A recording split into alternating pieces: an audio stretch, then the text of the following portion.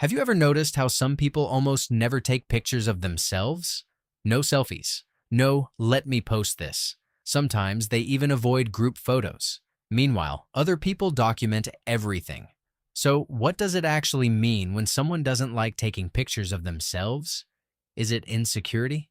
Is it confidence? Or is it something deeper? Let's talk about the psychology behind it. The first thing most people assume is they must be insecure. And yes, sometimes that's true, but not always. Some people simply don't feel the need to constantly document themselves. They don't feel connected to the idea of capturing every single moment. For them, life feels more real when it's experienced, not recorded.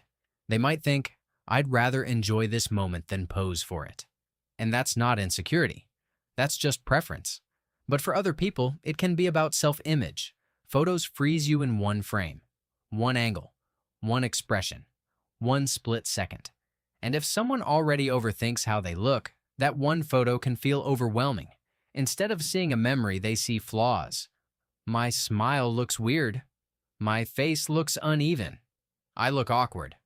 They don't see the happiness in the moment. They see what they believe other people will judge. So avoiding photos becomes easier than dealing with that discomfort.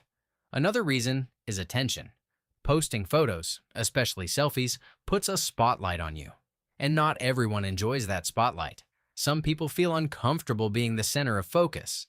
They'd rather observe than be observed. They'd rather be present in the background than analyzed in the foreground. This is often true for people who are more introverted or naturally private. It's not about low confidence, it's about comfort levels. There's also the factor of privacy and control. Photos feel permanent. Once something is posted, it can be saved, shared, or screenshotted. Some people are very protective of their personal space. They don't like the idea of their image being everywhere. Avoiding photos can feel like protecting a boundary.